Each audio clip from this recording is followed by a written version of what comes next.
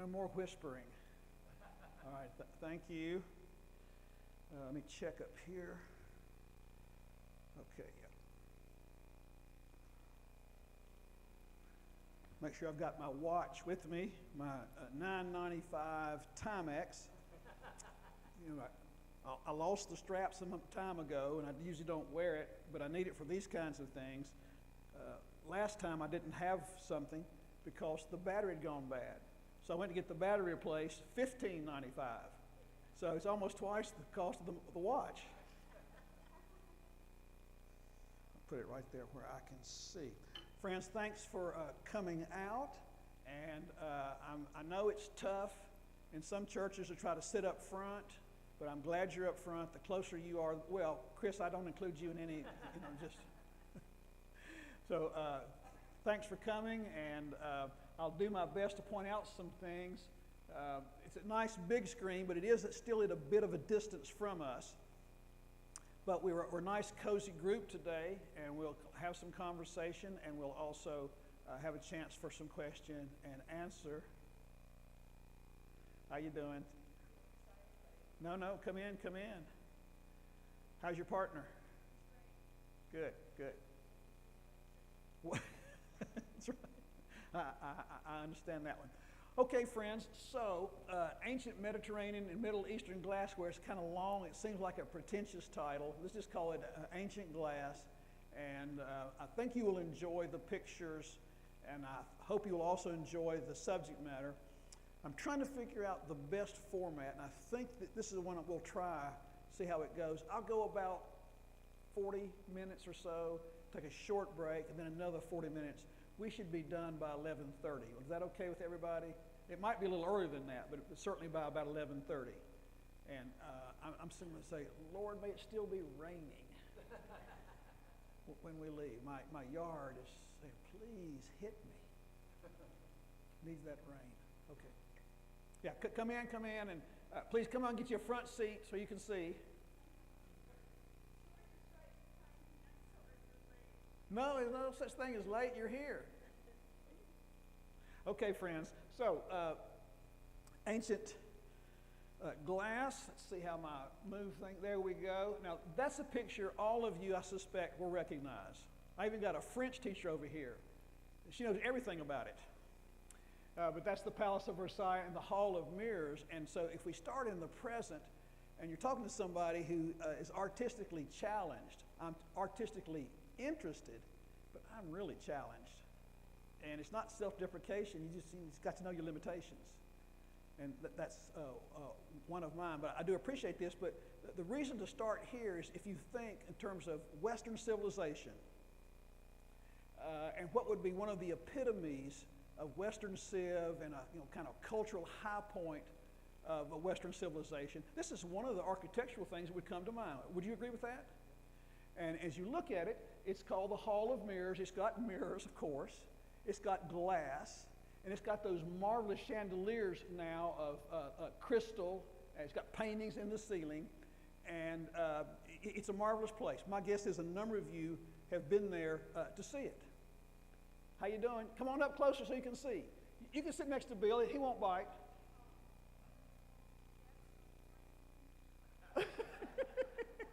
Yeah. Well, you can sit in front of Bill and bother him. That's fine.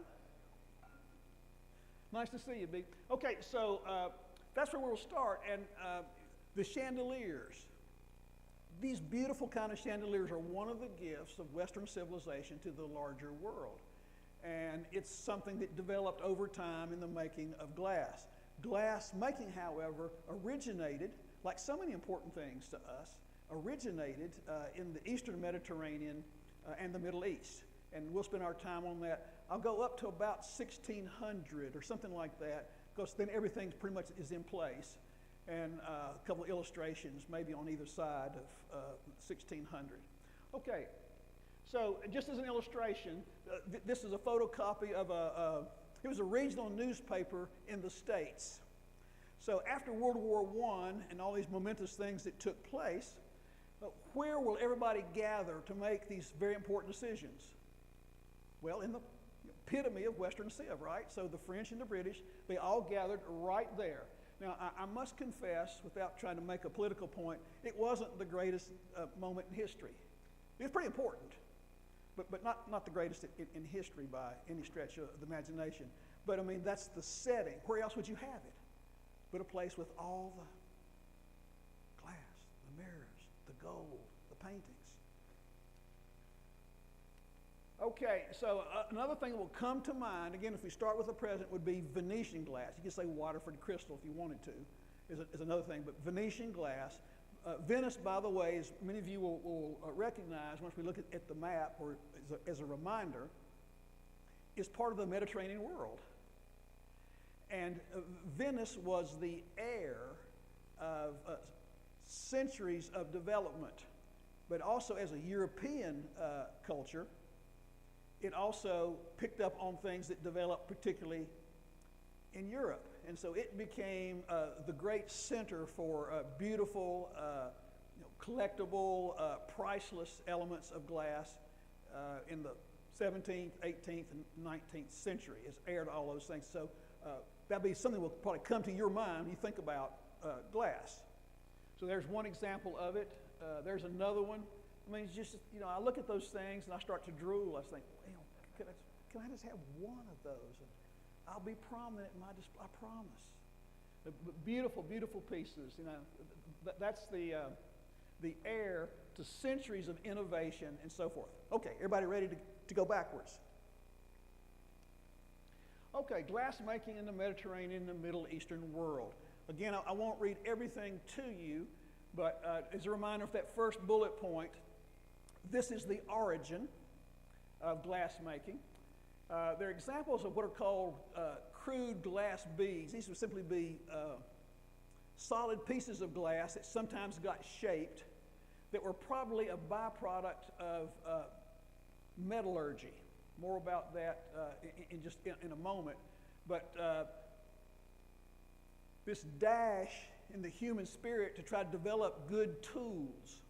So as you probably will know from ancient studies, there will be whole eras which were called the Chalcolithic period, right, friends? Because people had developed basic copper tools. And then there's what's called the Bronze Age, and there's the early Bronze Age and the Middle Bronze, and all of that because bronze became important for certain things like plows and swords. And then there will be the Iron Age. So we've got actually millennia which can be characterized by those phrases. You can also call them the New Kingdom in Egypt or the Assyrian period in Mesopotamia, which would cover the same time. But in terms of, for anthropology, it's often the terms used. This is the Bronze Age, Iron Age, and so forth.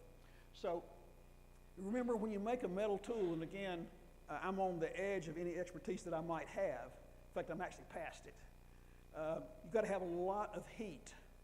And you've got to take that metal ore and you subject it to intense heat. You've got to be able to control that heat, and then you get molten response. And then by trial and error over the time, they start to develop these tools where they can cool the material and then shape it.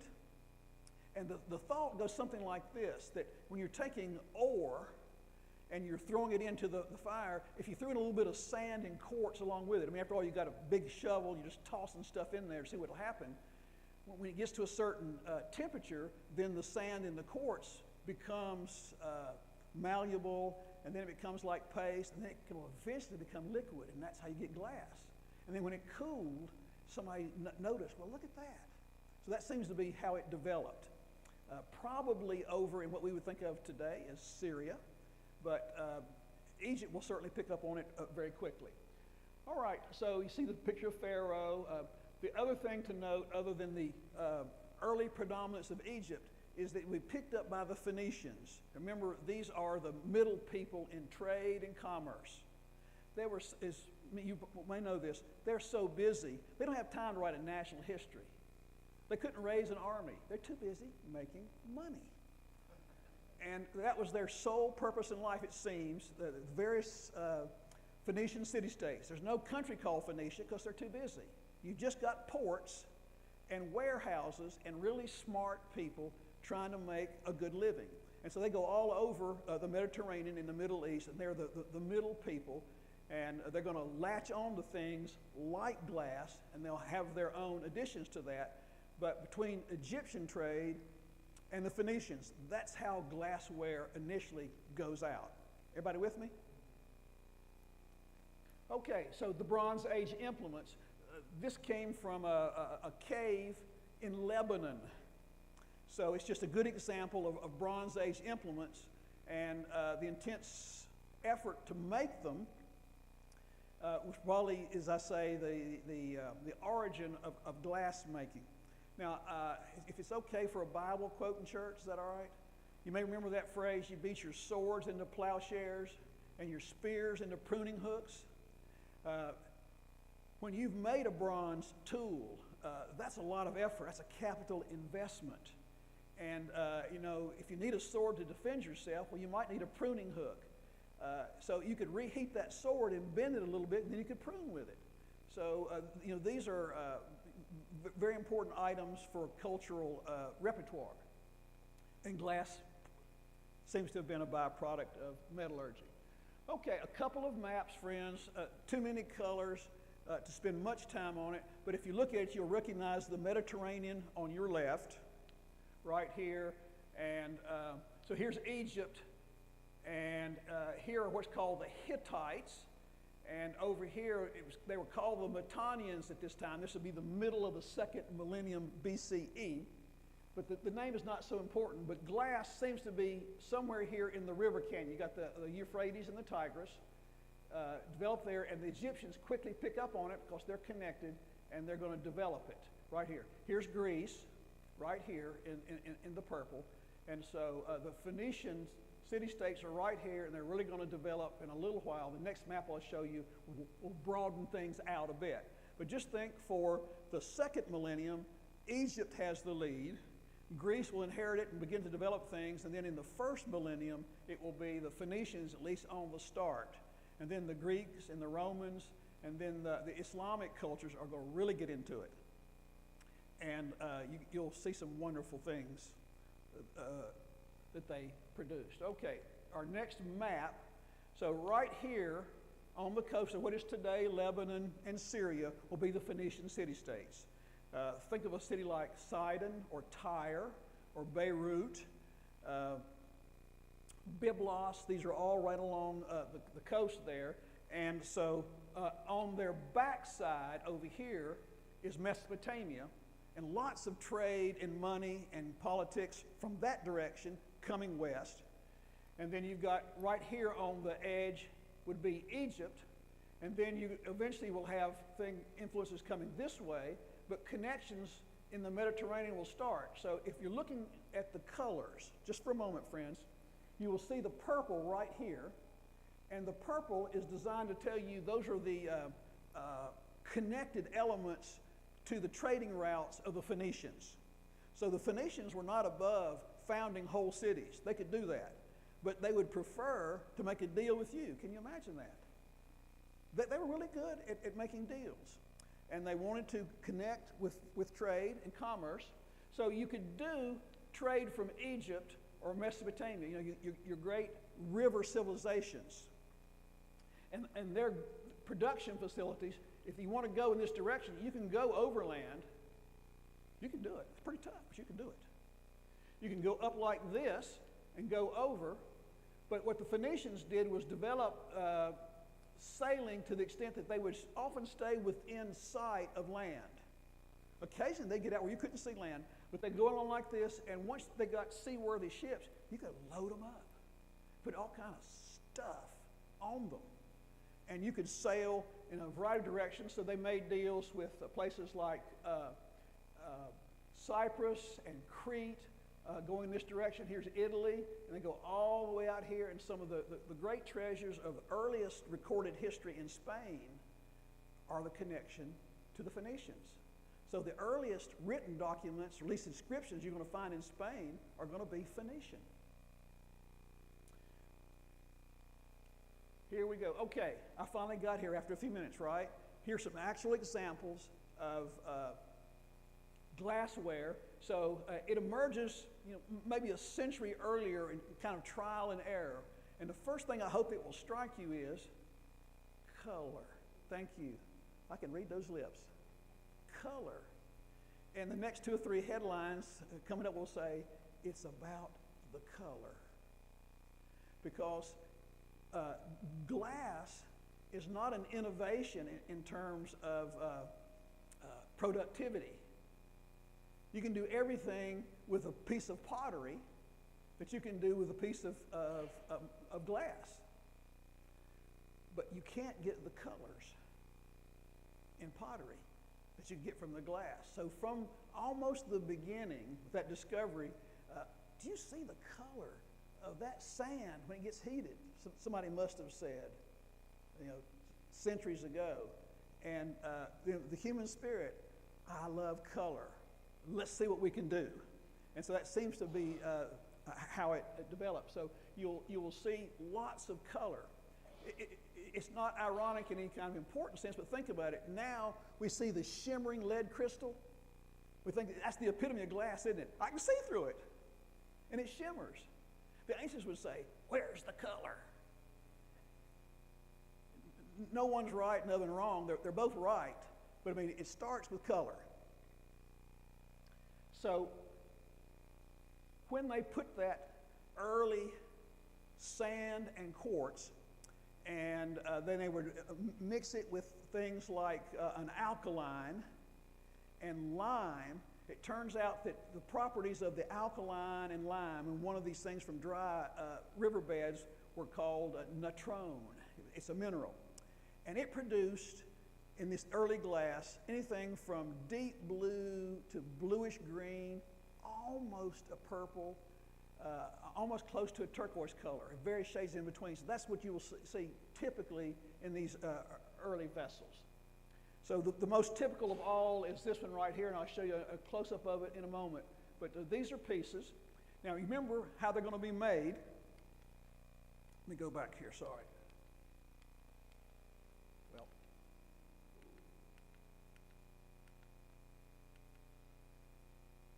I'll stay there for a moment. The way these things are made, you would do a mold, and it would be clay and dirt, and it would be hard enough, and then you would get the molten glass and pour it over the mold or put the mold in it, and turn it upside down. You could do it in pieces. So, for example, you could make the bottom there. Obviously, the handles would be separate, and you make it in pieces, and then as it cooled, you could fit them together. But they would use the solid mold or a core, it's sometimes called a core method. As the glass cools, becomes hard, then they come in and they carefully break out the mud and the dirt on the inside, and then you have your mold-made glass. Okay, it's about the color. So for the Egyptians, they loved color. This is the inside of a tomb. This is the tomb of Nefertari. She was the wife of Ramses II, one of the great pharaohs. And if you're looking for a date for her, just think 1280, something like that, 1275, and you'll have her. And all of this is inside a tomb, subterranean. Now, look at those colors, friends. Isn't that amazing? Now, here's what I want to know. Here's somebody, I have not the best eyes in the world. I got 4 eyes and that kind of thing. Can you imagine the lights flickering for somebody to try to paint this underground? That's amazing. And the vibrancy of the colors. So here she is standing right there in front of us, and she's holding the hand of Horus, and you can always tell it's Horus by the cow horns and the sun disk, and she has an ankh in her hand, and they're having quite a conversation, aren't they? Of course, she's important. And look at the blue sky. Can you imagine doing that with the torch flickering beside you in the dark? I can't. Okay, here's Ramses the Sixth, who comes about let's see, 1130, 1140, something like that, BCE. And look how long is the runway into his tomb. You're going a long way in there, friends. And here's something to remind ourselves about the importance of glass. All of this was painted. You can see the blue sky here. Look at the runway going in. It's a massive underground structure. It's not just a cave with a recess. We're talking about serious chambers. And over time, the paint here will fade. That's what happens to paint. How many times do you have to repaint your house, right? That's the way it is. One of the interesting things about glass, how well, since it's fused in there, the paint keeps its, or not the paint, the body of the vessel keeps its colors. But you'll see, again, this love of colors. One more example. Bottom left, as you're looking at it, friends, it's small, I realize, but that's an aerial of the Acropolis, and particularly the Parthenon, one of the best known architectural structures in all of the world, particularly in Western Civ. Just nod your head, right, friends? You've all seen it. Many of you have been there. And it has these impressive columns, so important in architectural history. So when they build a new city called Washington, D.C., what do they choose for their model? The places like this with the big columns, and is it going to be Corinthian on the top, or is it going to be Doric, or is it going to be Ionic? Those are the questions, but it has to be like this because that's the great heritage. And when you look at those buildings, they're all white or off-white. They're colorless, right? Well, the interesting thing about the ancient world is that's wrong. That's what we see because time and the climate has worn away any kind of coloring. But the facade of most temples and great buildings, the facades were colorful. Nobody knew that until the smart people in the laboratory got these spectral analysis machines and so forth, and they look at the stones and they see the residue of paints. And so on some occasions, they can now tell you what color was, say, the pediment of the Acropolis painted. That's quite a development. If you look over here, for example, you may remember it's a sore spot. So I'm going to be nice and try to be friendly to everybody. There was an influential British man by the name of Lord Elgin. And he was really impressed with things in Greece and in the old world. And he managed to acquire a number of the great marble carvings at the Parthenon. And he managed to ship them back to England. Of course, they're prized possession. They're in the British Museum today. And so when you go to the British Museum, they'll look like that. And everybody says, well, that's really impressive. It's carved marble. Not realizing it was painted at one time. And I don't think this is too harsh. It might seem to our eyes a bit garish. We're talking about real bright colors. Seems to be the case. And one of the colors that they know was there, because they can't figure out exactly what all of them were, what was known in the whole Mediterranean basin as Egyptian blue, which came from the glassware.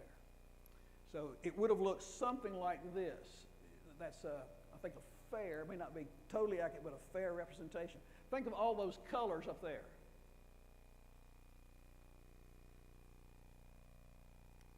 Okay, so here's the slide. It tells you a little bit more about mold and solid core. And that second bullet point tells you about the major elements in glass. Let's just look at that very quickly. What's called silica, or silicon dioxide, sand and quartz, an alkaline or an alkali oxide, could be soda ash or natron, and lime. And then you've got to kind of experiment with minerals for other kinds of properties that might lower the needed temperature, number one, and add color. Because the temperature to get molten glass is really high. It's something like about 1400 centigrade. That'll cook a turkey in a hurry. I mean, that's up there, right, friends, all jokes aside. And learning how to work in that environment and to manipulate your product to finish it the way you want, that took a lot of trial and error. Let's just nod your head on that. That was quite intensive investment in that.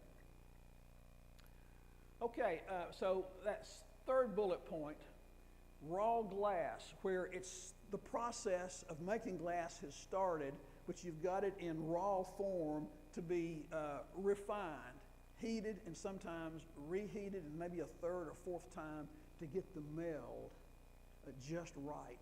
And so two forms that were used for raw glass, I think that's the right term.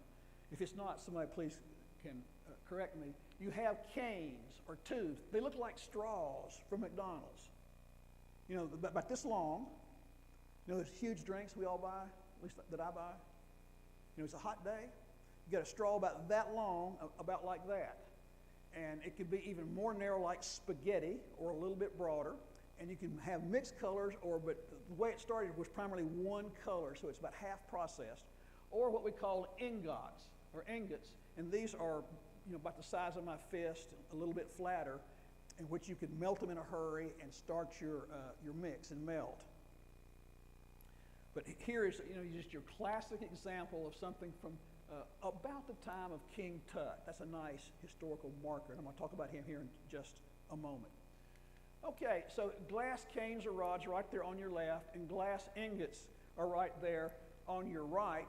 And the power of trade and cultural connection. So these were made in Egypt, and they were discovered in an underwater archaeological excavation off the coast of Turkey. You see, if you're shipping luxury goods, this is one of the things that was thought of as a luxury good that some artisan who wanted to develop his or her craft said, get me some ingots, and I'll see what I can do. So on this shipwreck, they had ivory, gold, silver, wine, pottery, and ingots because very flourishing trade. It was found not too far from the island of Rhodes, if you're trying to figure out where in the Mediterranean did they find it. Okay, I'll do this quickly, and you can read it as I'm talking. So they found a grave in Denmark. Now, where I come from, Denmark's way up there, right, in Europe, on the Baltic area.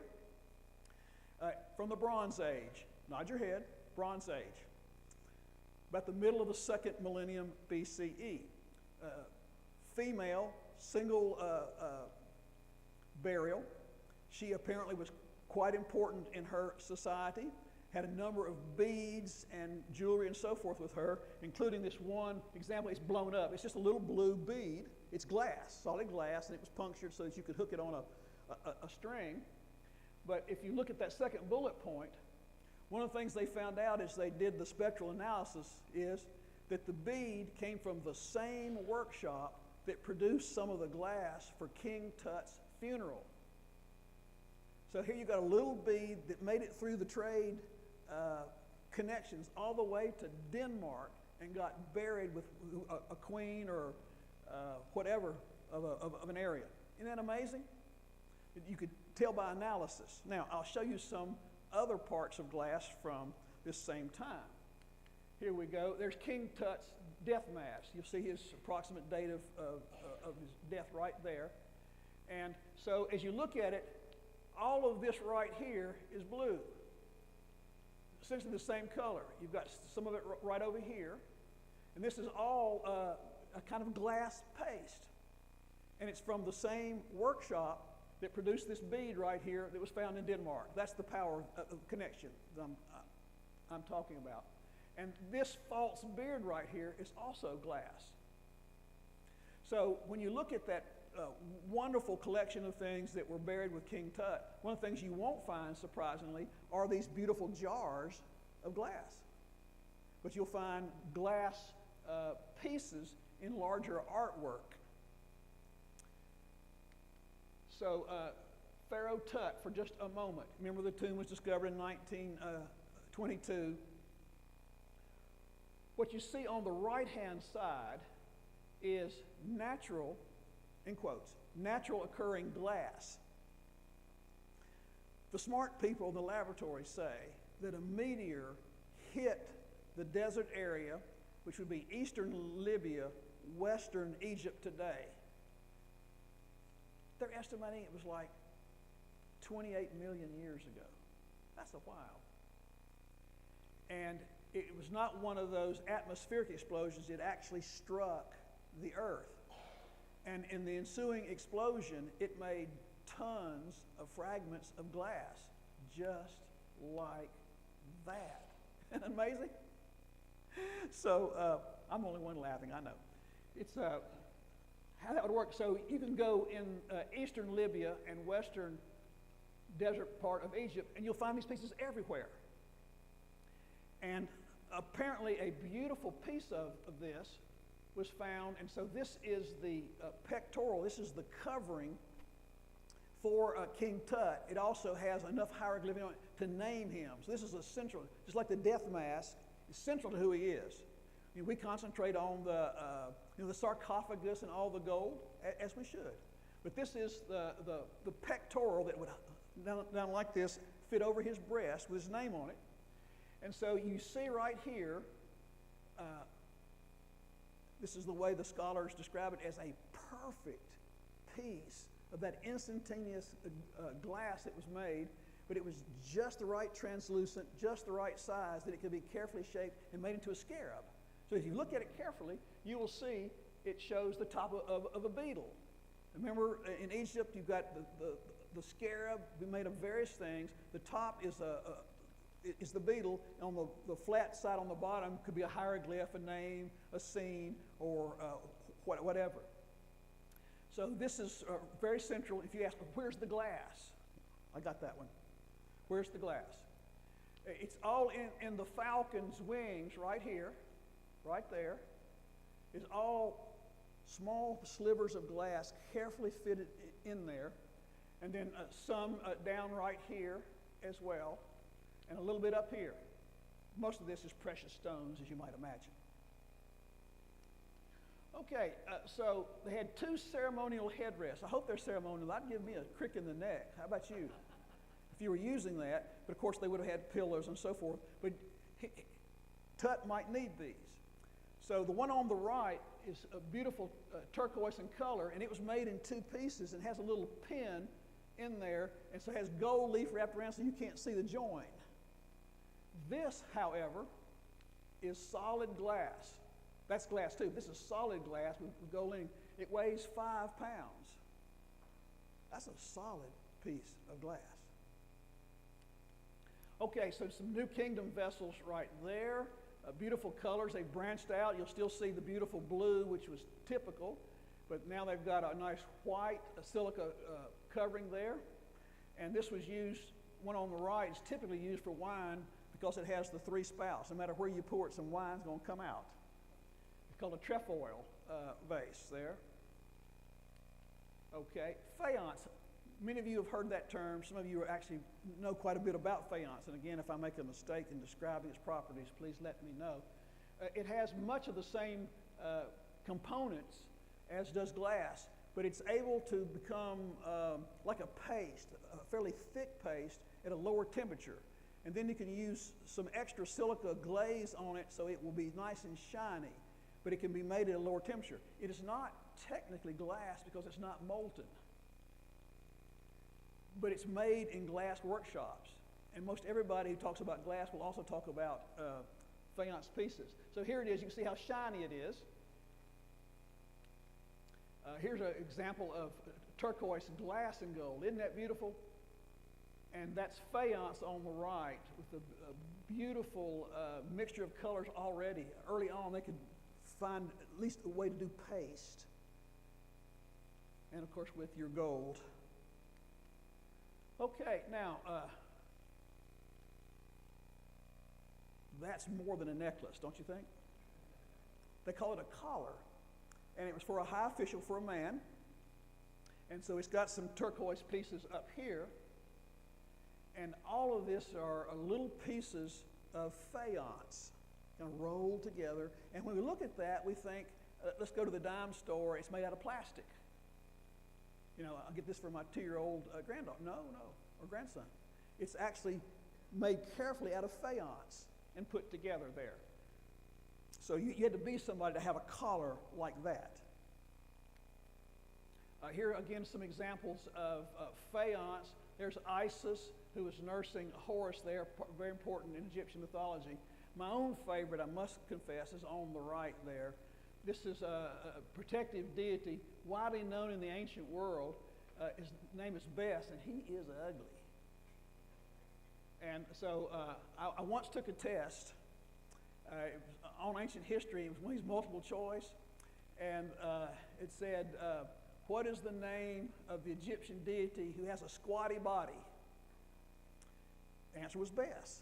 And so from that point on, if I'm talking about Bess, I just call him Squatty Body. And he has a feather headdress, that's a tail, and jug ears, and he's meant to protect against bad spirits. Somebody that ugly, you could ward off a lot of stuff, don't you think? Okay, beautiful hippo up here in Fayence. If you were to go today to the Metropolitan Museum of Art in New York, this is a wonderful place to go. You've got one. You've got a replica. Yeah. The unofficial mascot of that marvelous museum is William the Hippo. And William the Hippo, this is not William, that's his brother. All right, William looks very similar to that, as you know. This fairly common design. And then, of course, there's your famous cup down there. I've showed you 2 or 3 pictures of it. Let's go on to the Phoenicians here quickly. Well, not to the Phoenicians yet. The Mycenaeans, that's the term for the Greek culture of the day from the city of Mycenae. Let's take the date 1300. These look very prosaic. What they'd learned to do was take some of these solid pieces of glass and shape them up a little bit and use them like for necklaces. So if you look carefully, you will see here hooks for your necklace. You can hang them down and so forth. Not particularly innovative given what they'd learned from the Egyptians, but that is something that they took from their own culture to use. It would take the Greeks a while to decide we want to invest in this kind of technology. And once they did, they were great. Okay, Phoenician glassware, you'll start to see a little bit different colors. Long distance trade. Many of you will know the name Carthage, a city in what is today the ruins in Tunisia. It was founded, according to the ancient traditions, by the Phoenicians about the year 814. I bet you that's pretty close to what actually happened. And part of their long distance maritime trading, which grew into a great city of its own. Okay, so some examples of Phoenician glass. You'll see the colors have branched out. Remember the proverb for today, friends? It's about the colors. Beautiful colors right here. They haven't gotten to the part where yet it's coming about translucent before it tries to get to transparent. But the use of tools and heat and control, it gets thinner and thinner, but still it's mostly made with mold and solid cores and so forth, but beautiful examples there. Phoenician ware, it's just something you call from the time period. It could be in various places. The one on the right there is from the Greeks. You'll see the dates there, about 550. Okay, here's an alabastron. Alabaster is a very soft stone, as you may know, great for carving things. And this is a replica of the soft carving of stone, which is made of glass. And you would put certain kinds of ointments and things in it. Now, this on the left, the Greeks were conservative. They loved their pottery. So they copied this alabastron model, but they still made it out of pottery because they wanted to paint it. So see, that's a painted piece. It has this exact same function. This is pottery, and they painted it, whereas the glassware was over here. This alabastron has one slight advantage over the pottery. Sometimes, if you have a mixture of, say, wax and certain oils and pigments, pottery is not very porous, but sometimes it can be just a little bit porous. And so, if you've got some real expensive perfume, you don't want any of that to go into the pot, right? You want it to go here and here and so forth. So, the glass is better because it is not porous. And so for certain kinds of things, that was one function that glass could beat pottery and other things in holding. Okay, here is your wine dispenser with your triple pour on the side there. Look, beautiful colors, aren't they? Phoenician glass jewelry. Look how small are the little beads in that hairdo. I am so jealous. Look at that. Beautiful curls right there. And the beard, and all jokes aside, think of the technology to go from something which is either paste or almost molten, where you could design it, heat it, cool it, manipulate it to make something like that. Okay, a necklace. Now that's a set of earrings right there. You know, if I just had one, you'd be over like this. Beautiful earrings. All right, now, Hellenistic word for Greece. The Greek culture did not invest initially in glass the way that their Egyptian trading partners did, but they will come on because there's money in it and there's innovation, and they liked all of that. So here's some examples. One of the designs that the Greeks developed almost looks like a dish here, and a nice receptacle for some kinds of liquids. Here's one. It looks larger than it is, but it is large. It's about 20 inches tall, which is very large for glass. Look how thin the walls of glass have become now. You see the translucent part. Now this was made in pieces and then put together. That's really interesting technology.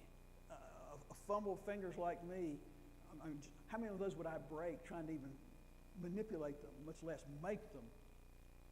So it's in the museum in Berlin. It was, again, made in stages there, the early translucent glassware. All right, here's what's called a sandwich bowl. You'll think of it as a kind of laminate. So they were able to make a first version of the bowl, then they put in the gold, and then make another version of the bowl, and then they're going to reheat it so that the laminate gold has melded into the bowl itself. And they developed that by about 200 BC, and you can see now it's not transparent, but it's getting close, isn't it? Okay, here's my own favorite. How are we doing on time? We're going to take a break here in about 2 or 3 minutes, all right? Quick break. That looks like a basket weave. Raise your hand. Nod. That looks like a basket weave, right?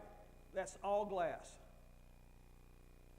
This is where they had developed, making these little canes like spaghetti, literally like spaghetti. And if you had the heat right and you had the dexterity right, you could maneuver it so it looked like you were weaving. So that's all glass, but it looks like a basket weave. I want that. Okay, so Roman period in the Mediterranean world, a number of developments will take place, changes in colors, thin walls, more control of your heat, and so forth. And the invention of blown glass, this is the great development, this whole great cultural divide where they learned how to blow glass and to manipulate it, and that changed a number of things about glass. It also means we're taking a break for 5 to 8 minutes, and I'm going to breathe. Short break.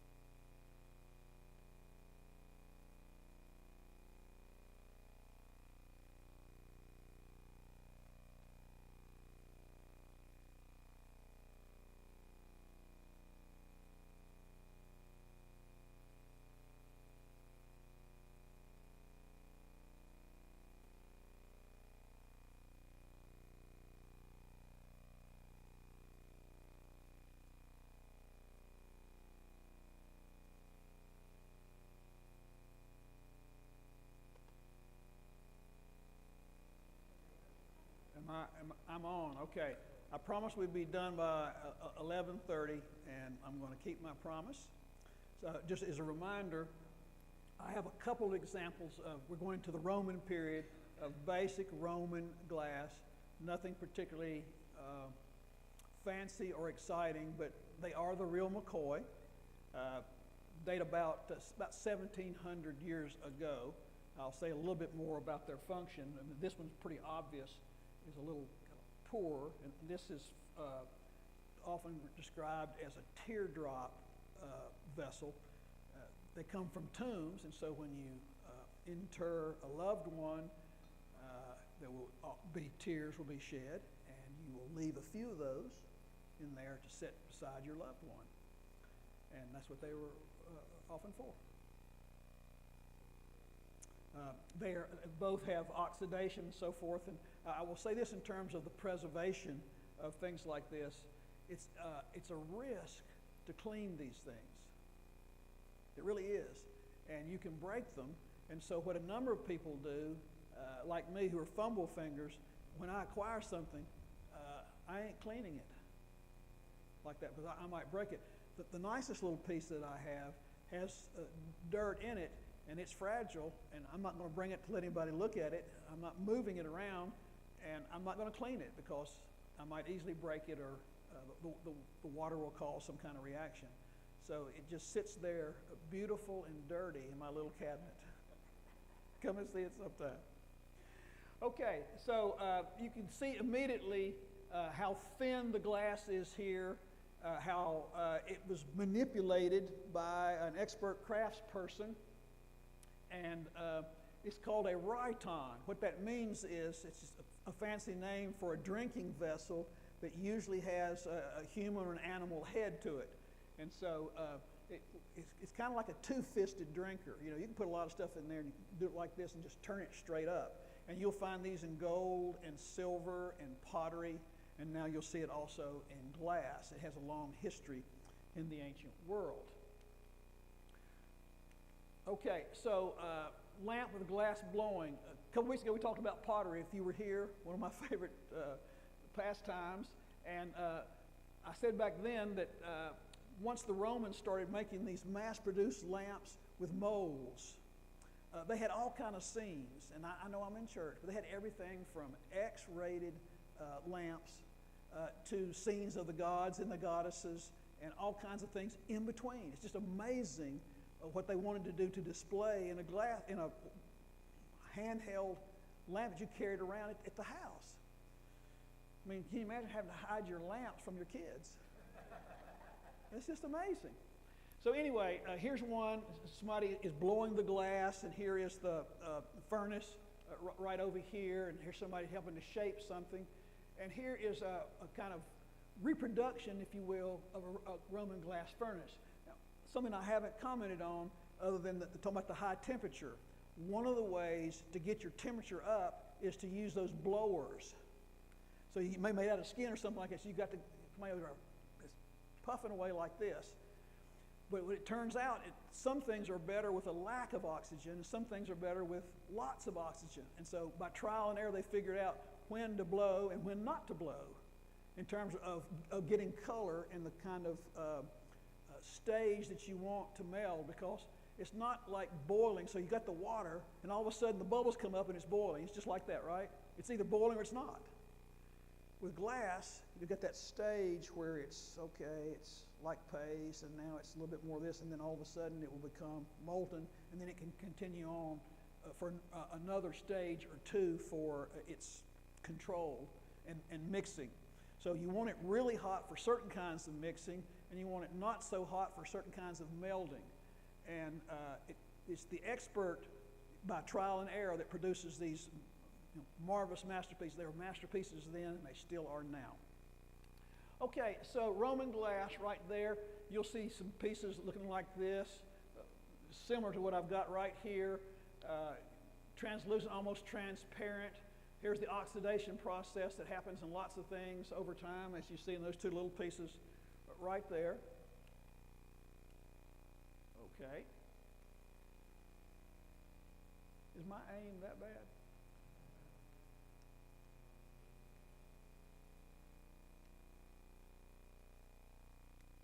There we go.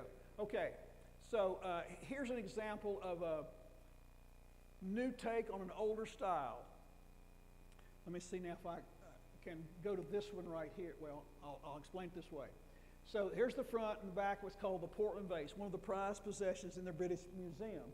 And the way it was made, according to the smart people in the laboratory, is they had essentially a white or a milky colored glass made in this form, and then they poured inside this, they call it kind of bubbly, very, very dark molten glass. And once it cools to a bit, they'll reheat it a little bit so that there's nice meld between the two. Then they'll cool it again, and then they will chip away on it to make what looks like a cameo. So the white that you see there is the chipped away glass from the first edition. So they did a glass or a jar, then they poured in the blue, then they reheated them, and then they let it cool again and chipped it away. So it's a type of cameo. It's just fascinating to look at. All right, see, actually, if I can do this. My thing's unhappy. Would you mind advancing it for me?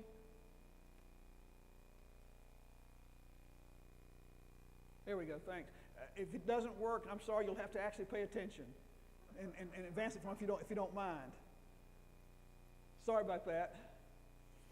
Okay, so there's a description of the way it's made there, and that second bullet point is also at least of interest to me. So somebody was a collector of antiquities back in 1600, and he or she was really happy to have this piece. And it turns out it was about 1,600 years old when he or she got it. And that's clear from several analyses that's about when it was done in the first century. So people were collecting old stuff way back when. All right, let's see what happens here, Ashley. There we go. There's the pictures. You can see now how thin the walls have become. They can vary the color. That's what blown glass will do for you. Look at the strings that they use for the picture handles. Okay, a Roman cobalt. So one technique for a very deep blue was to put in the mineral cobalt. And it does a marvelous, beautiful color preserved there in what's called a little jug. Okay, here's one of my favorites, Slovenia, which is part of the Mediterranean world. Some of you will know it's right at the top of the Adriatic Sea, right across from Venice. And so they had some kind of excavation going on. It's found in an early Christian cemetery in Slovenia, dates to about 400 CE. So the inscription is going to be in Greek because it's part of the Mediterranean world. I love the quote there. It says, "Drink to live forever." Really? Or for many years. But that's somebody was buried with that bowl. I guess it must have been pretty important. Okay, now here's one. Back to what was called earlier the sandwich. We think of it as a kind of laminate. So this is a scene, what I would call a type scene.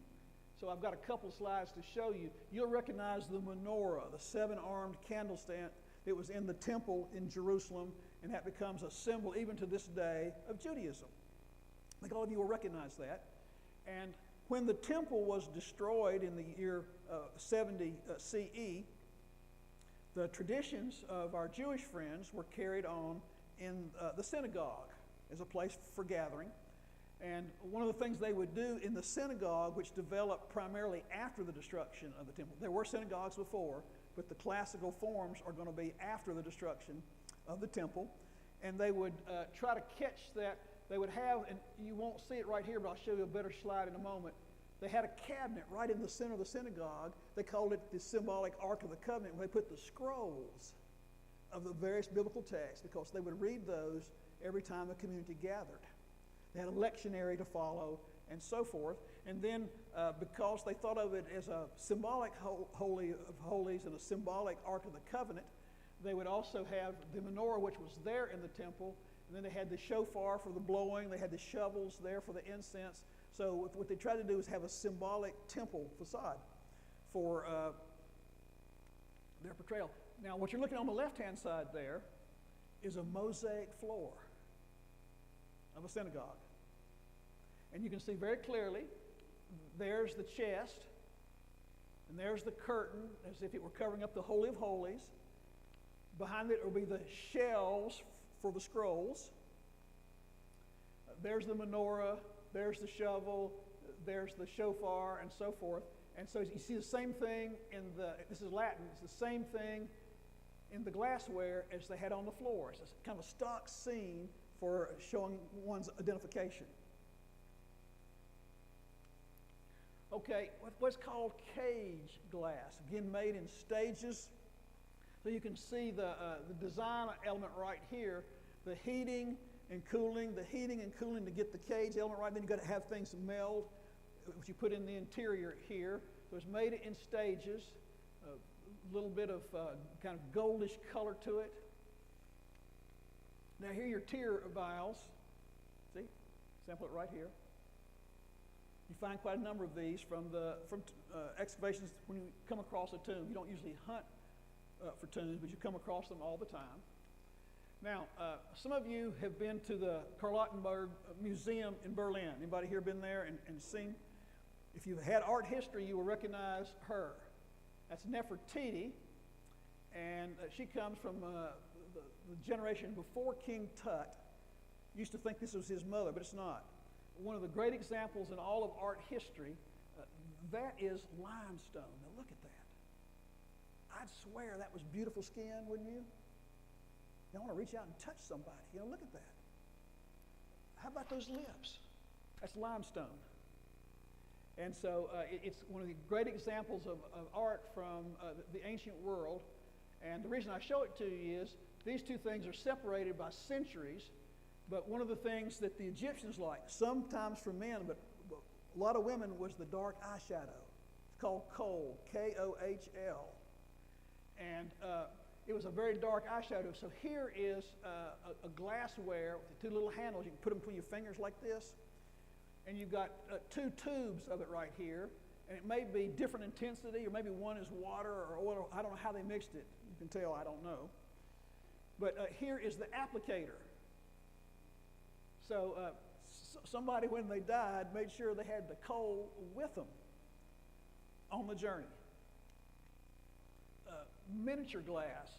Nobody knows exactly what these are for. They're symbolic, about this big. But look at the detail in the glass. All right, here's a style of glass, and it goes by an Italian name. I'm not sure what they called it before. You'll see it right here. It says 1,000 flowers. And it's a very laborious and complicated task. You take these different glass canes. You saw pictures of the canes. Sometimes you'll have them already in multicolors. And then you'll mix them together and heat them and make, as it were, a kind of a rope.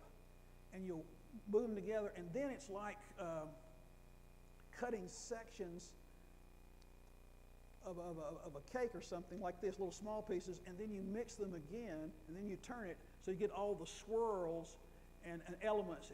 It can look like a flower, it can look like a number of things. That looks like it was painted, doesn't it? Go back to your question earlier. None of the glasses you've seen so far is painted. I'm going to show you some examples of paint in just a moment. It's all part of the glass itself. Okay, so here's a setup of it, all the different colors. Here are your canes to make beads. Now look at this. And I don't mean to be facetious. When I see something like that, I think of a Cracker Jack box. No, I'm serious. For a kid, it's got colors and being made out of plastic. There's nothing wrong with that. That's solid glass. There's not a bit of paint on it. It's all in the mixture with these different canes, heating and reheating. Again, it's not plastic, that's not paint, that's solid glass. Think of how the various pieces they had to put together and get it just right. Okay, here's an old example of it from Turkey, 5th century CE. My own favorite is the one on the right there. That mixture, it seems to me, is just perfect in that bowl. Okay, the Islamic period.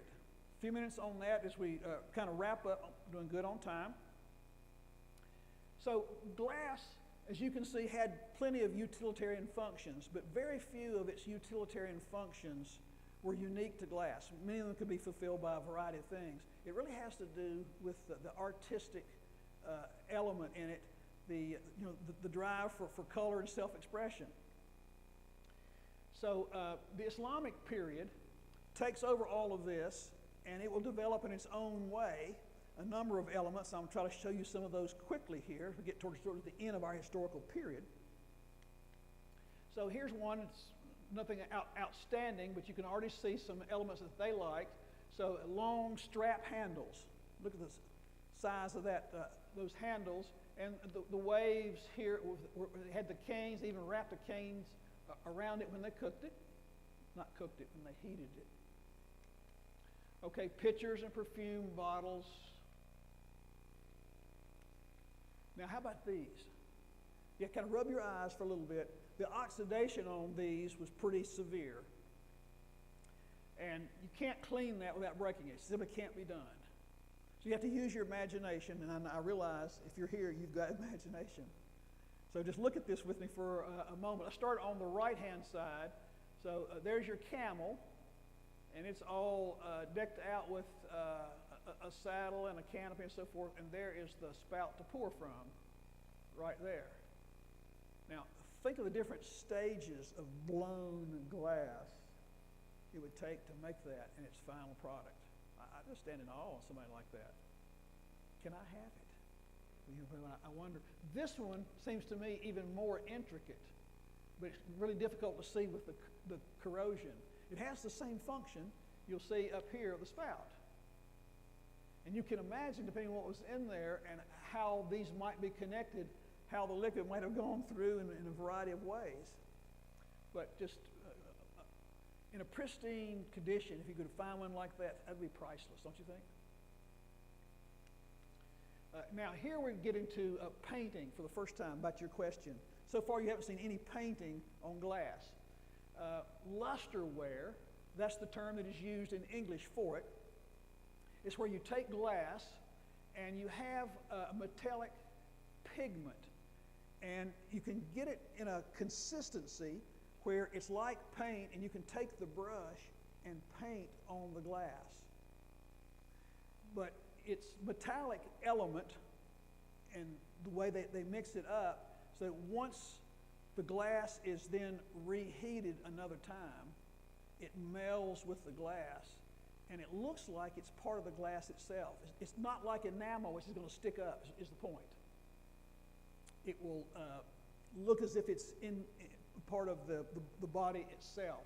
And this was in development in these early Islamic period in Syria and Mesopotamia and in Egypt. 8th, 9th, 10th century was the great hallmark of this. And they used this both with pottery and with glass, but they started it with glass. And I'm going to show you 2 or 3 examples of it. All right, here's one. This is actually from the museum in Israel, because it was the crossroads between Egypt and Mesopotamia, and they had a number of examples of this. So you can see how the clear glass is one component, and the painting, very thin oxidation on this other side right here. So look at that kind of oryx right there with the horns. It's beautiful painting. Here's one. Look at that. It looks like that's part of the glass itself, doesn't it? How it is melded with the heating element. You can see through the glass, and you can see the luster. It almost shimmers if you catch the light just right. Now here's my own favorite right here. This comes from sort of the end of the period that we're talking about, and after several centuries of development. But here again, so the bottle right here, look at that beautiful blue. This is made in Iran. And so it's nice and thin. And then they've got that beautiful metallic paint, typical of what you've seen in the previous pictures. You've got birds and flowers and so forth. And again, when you look at it, it doesn't look like it has been painted on as if it were, again, part of the body itself. And then with your silver top and plug and so forth. That's another piece I'd like to have. Isn't that beautiful? How big is it? It's about 12 inches, 13 inches, and it's about like that. I think the question is, what is it used for? Because most of the people didn't drink wine. But I mean, they had a lot of company, so they not everybody who comes to visit there might be Muslims, so they may have used it for that. Most folks think it was a wine bottle. Now here's another example. You look at it, and you've seen lots of beautiful pictures today. Here's one. The architecture of this is just beautiful, and the way they have mixed the colors is just great with the lip and so forth. That was sold on auction 10 years ago for $49,000.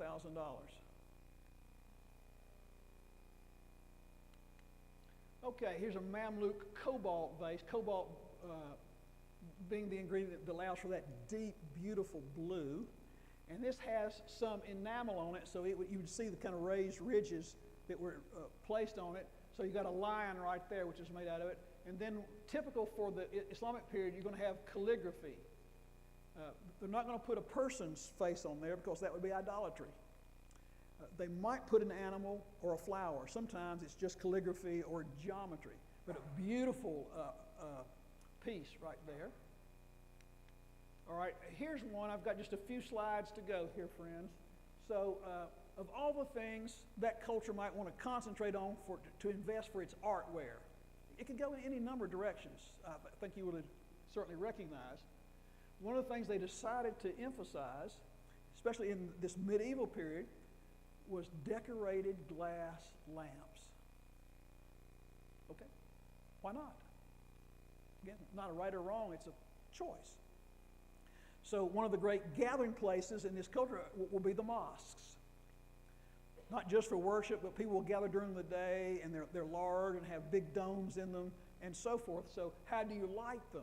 You've got to hang the lights coming down from the ceiling, and you can have windows which will let light in at least during the day. So lighting a place at night or early morning, if you're going to gather there, is a big deal. Just remember now, we just go hit that switch over there. But if you can't do that, think of what you've got to invest. So what people decided to invest in, somebody might say, I want to give a stained glass window to the church. Great. That'd be wonderful. Thank you for that gift. What a lot of folks decided to do was, I want to give a one-of-a-kind lamp. It might have silver and gold. It might have precious stones. It might be lusterware. It'll have names, it might have Quranic verses on it. But this is their way of making a contribution. And so you could have hundreds of these hanging in these large mosques. And a lot of effort went into that. So I'm going to show you a couple examples of it. Here's one on your left. This is part of an enamel on the right, which is not a lamp, but as you'll see it there, it has similar kinds of construction. All right, glassware with gold. You know how important gold is in the Middle East. Here are a couple more of those glass lamps, and you can always recognize them because they have the multiple handles right here close in where you can tie the rope as the lamp comes down. Remember, you've got to be able to go up and down, put the candle or the oil or whatever you need for the lamp. You've got to be able to clean it.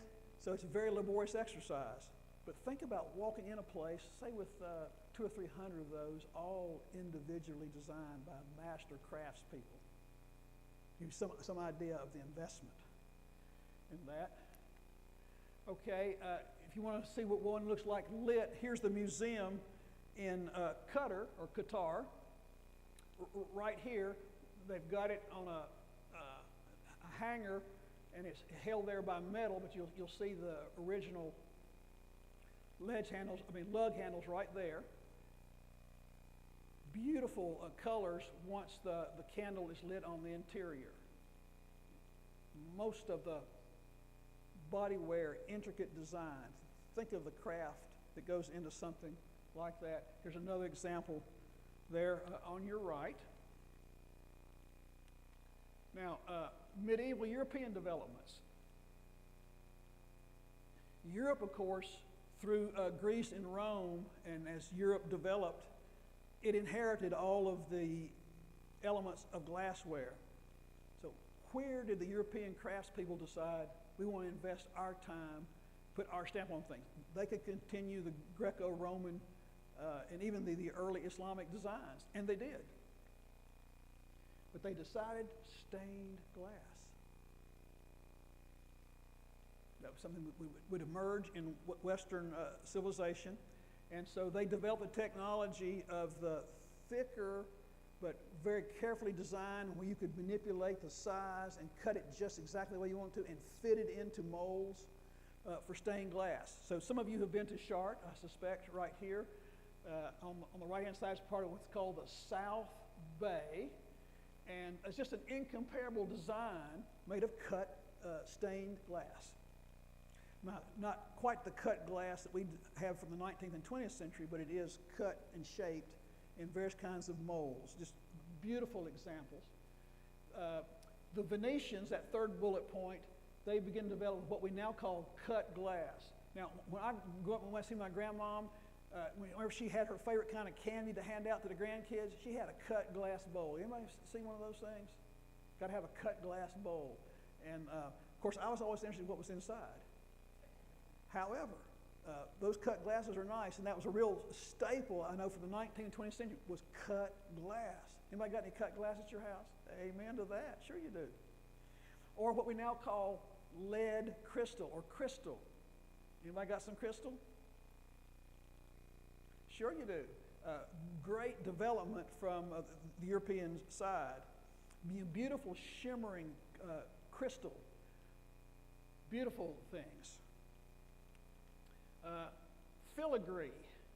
The Venetians developed this one with these ultra-thin, like almost ultra-thin spaghetti. Runs through the glass. Sometimes it will be crystal itself. It looks almost like a spider web, doesn't it? Think of the design, how you have to heat that just right and shape it just right for it to come out that way. Filigree. The Venetians made so much money on their glass, and they were so good at it that they moved their primary production after a while to a little island off the coast, and they made all of the best craftspeople live out there so they wouldn't tell everybody their recipes. That valuable. See, no copyright laws back then.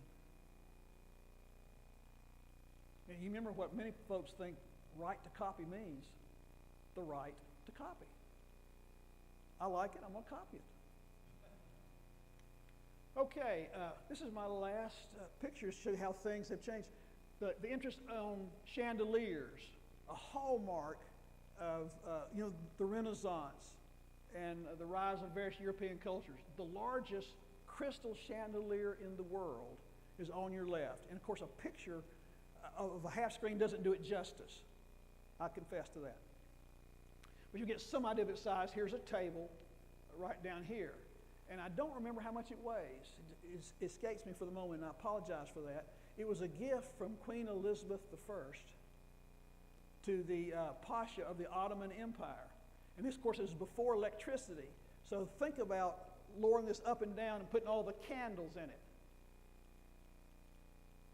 Now, if you're going to have a banquet at night with a chandelier like that, think of the preparation time it would take for that. Now, of course, it's wired. Here's my favorite one right here to show you how things have moved over. The emphasis in Islam on the individual well-designed glass in the mosque is still there.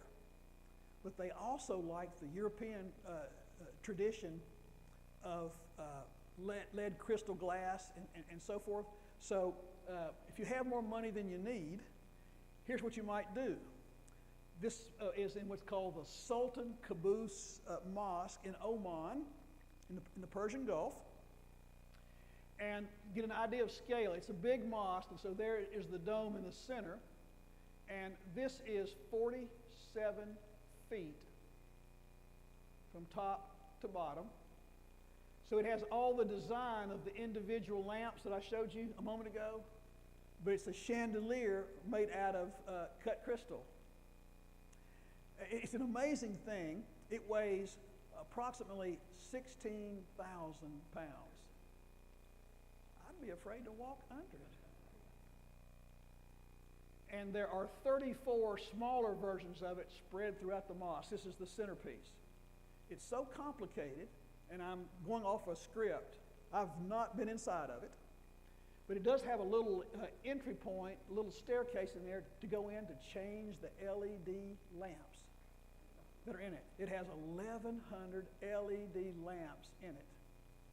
Now, I hope whoever does that's got insurance. Isn't that amazing? And I like it for a variety of reasons, but one of them is it shows how the cultures go back and forth.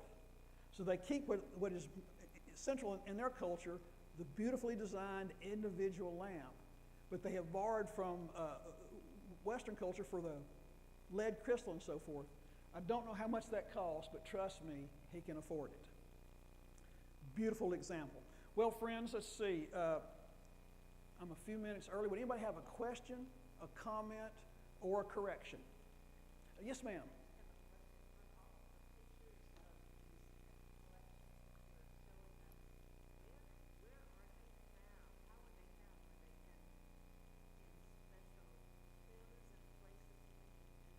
Yeah, yeah. Most of them are found in tombs. They can be found in just regular archaeology, but that would be, it's not rare, but it's unusual. Buildings that are important have various ways of becoming unused. But usually when they're unused, it's for a bad reason. So things get destroyed. But most of these things will come from tombs, and sometimes where a place has been abandoned. Think, for example, of what survives in Pompeii. Because the ash had certain ways of sealing things, and you've got a real time capsule there, and you've got paintings and glass and so forth, just right there. So you can find things like that. Now, what may be partly behind your question, a lot of these pictures come from museums. So the Metropolitan Museum in New York is one of the great museums in the world, and it's got lots of glass, it's got lots of everything. And there are two other places in our country. One is in New York, the Corning Glassware Company. Some of you will know it. I have not been there, so I'm reporting secondhand. But they have a museum, and they have lots of examples of ancient glass. One I have seen I can recommend is in Toledo. And there's a great museum there in Toledo, and they have a separate hall. It's called a pavilion, but it's a big hall where they have concentrated on ancient forms of glass. So everything that you've seen and more in my pictures, you can see examples of all of that and more in Toledo, Ohio. You should go. I'm going to send them a bill for my announcement. Yes, ma'am, please.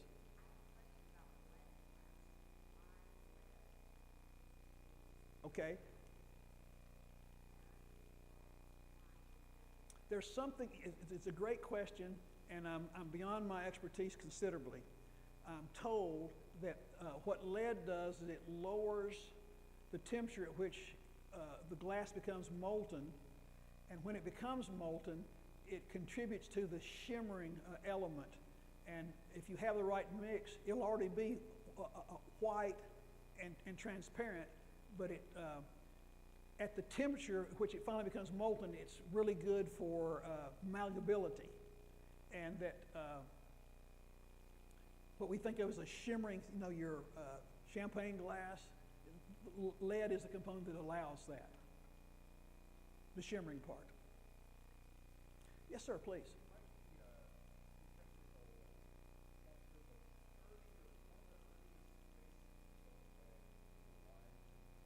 Mm-hmm.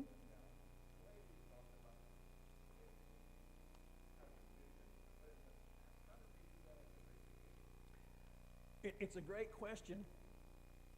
It has to do, and I don't have a complete explanation.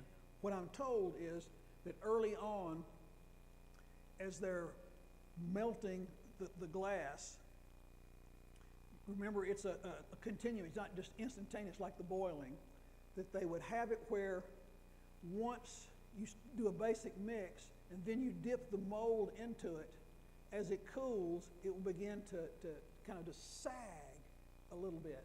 So what looks like the waves is the sagging process as it cools.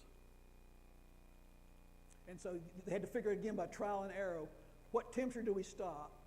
Do we stir or not stir? How much oxygen do we blow or not blow on it? And all those things they finally figured out to make those marvelous designs.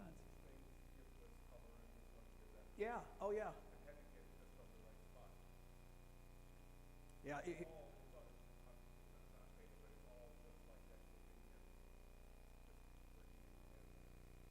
I can imagine somebody made quite a good living if you could do that for people who were interested in the color and the design. Because remember, they can have a utilitarian function, but it's primarily about the color and the design. That's what unique about glass. Yes, ma'am, please. Uh-huh.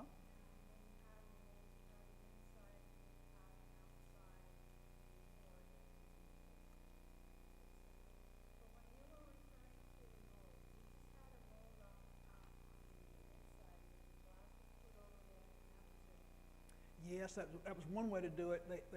They had various ways of using molds depending on how liquid the glass had become. Is it still a kind of a paste or not? And so, but they would do a mold and then they would dip the mold into the molten glass and pull it out so that the glass forms around it, and then at a certain time they break out the mold from the interior. Yes, sir.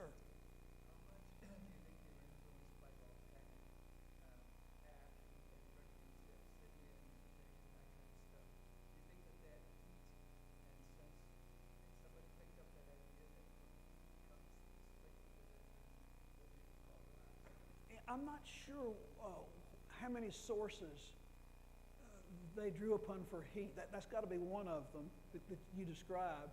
The number one explanation is that since metallurgy was widespread and had to have a very high temperature, that glassware was a derivative of that. But you can imagine, I appreciate your question, you can imagine the trial and error that goes along with, think of any inventive kid. You start a fire, well, what am I going to put in the fire today? No, I think I'll try this. Can I cook my hot dog this way? And I mean, just all kinds of stuff. Just extrapolate from that, seems to me. Quite a science. Thank you for coming, friends. Nice to be with you. You're welcome to come up and take a quick look, but look but don't touch. I'd be grateful. Thanks for coming out.